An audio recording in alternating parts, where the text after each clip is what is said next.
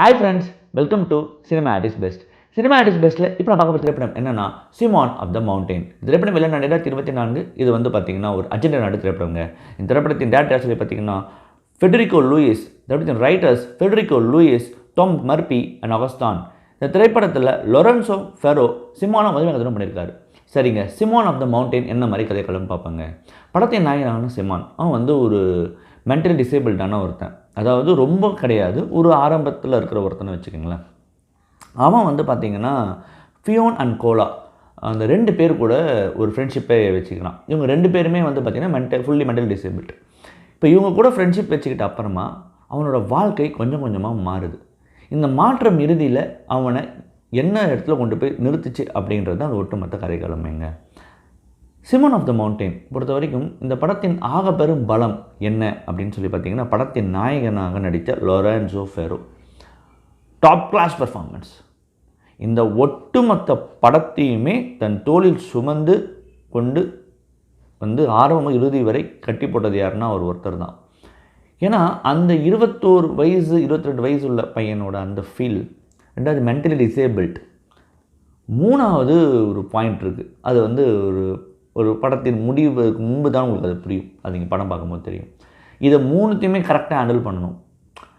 இதை வந்து கச்சிதமாக ரொம்ப ரொம்ப கனகச்சிதமாக ஹேண்டில் பண்ணியிருக்காரு நான் சொல்லுவேன். ஏன்னா இந்த படத்தில் அவரோட பெர்ஃபார்மன்ஸ் தான் பீக் பாயிண்ட். அவரை நோக்கி தான் இந்த படமே, அவரை பற்றி தான் அந்த படமே என்னும்போது அந்த கதாபாத்திரத்தை உணர்ந்து ரொம்ப சிறப்பாக நடிச்சிருக்காரு.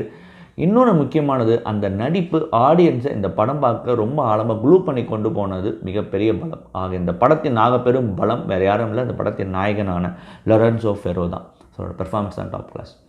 இந்த படத்தில் வந்து துணை நடிகர் நடித்த ஃபியோன் கோலோ அவங்க 2 பேருமே டிசேபிள் போல். 2 பேர் பெர்ஃபார்மன்ஸ் ரொம்ப நல்லா இருந்தது. ரொம்ப நல்லாவும் வந்து அவங்க வந்து பெர்ஃபார்ம் பண்ணியிருந்தாங்க. இந்த படத்தில் பொறுத்த வரைக்கும் பார்த்திங்கன்னா, இந்த படத்தை பற்றி நம்ம பேச வேண்டிய விஷயம் என்னென்னா, இந்த படத்தில் சில இப்போ நான் ஸ்பாய்லர்ஸ் இருக்கும் நான் சொல்ல போகிறது, பட் ஸ்டில் சொல்கிறேன். இந்த கதைக்களம் ஒரு மென்டல் டிசேபிள்டான பையன், அவன் வந்து எண்டில் வந்து இந்த அவனோட மென்டல் டிசேபிள்டானவங்களை பார்க்கும்போது என்ன மாதிரி மாற்றத்தை ஏற்படுத்தி எங்கே போய் நிறுத்துகிறாங்க அவங்க அப்படின்றது தான். ஆனால் அதை தாண்டி எந்த வீட்லேயுமே இன்றைக்கி காலகட்டத்தில் வந்து யாரும் வந்து தன் பிள்ளைகளை வந்து பெருசாக பார்த்துக்க தயாராக இல்லை போல். அதை வந்து இந்த படம் அட்ரஸ் பண்ண விதம் எனக்கு ரொம்ப ரொம்ப பிடிச்சிருந்தது. அதை சொல்லாமல் சொல்கிறது, அதாவது மூஞ்சில் அடிக்காமல் ஒரு பாலிஷ்டாக சொல்கிற ஒரு பாயிண்ட் இருக்குது பார்த்தீங்களா, அதை வந்து இந்த படம் பண்ணியிருக்கு. அது வந்து சூப்பரான ஒரு பாயிண்ட். ஏன் சிமான் வந்து இந்த அளவுக்கு போகணும்னு நினைக்கிறான், ஏன் என்ன காரணம் என்பதை படம் முடிவதற்கு முன்பு தான் அது ரிவீல் ஆகும். அந்த பாயிண்ட் அந்த விஷயம்தான் இந்த படத்தின் இன்னொரு மிகப்பெரிய படம்.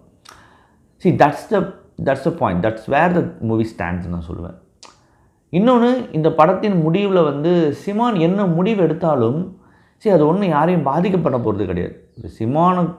மோர் தென் சிமான் ஒரு இன்னொரு கேரக்டர் வரும் படத்தில். அந்த கேரக்டர் சிமானை பார்த்துட்டு இவன் சரி தப்பு எது சொன்னாலுமே சிமானுக்கு எங்கே பாதிப்புமே கிடையாது. சிமான் எதுவாக இருந்தாலும் ஏற்றுட்டு தான் ஆகணும். ஏன்னா சிமான் 2த்துக்கான டிஃப்ரென்ஸை கண்டுபிடிச்சிட்டான் அப்படின்ற பாயிண்ட்டை சொன்ன இடம். இது எல்லாமே வந்து ரொம்ப ரொம்ப சூப்பராக அந்த படத்தில் வந்து பண்ணியிருந்தாங்க.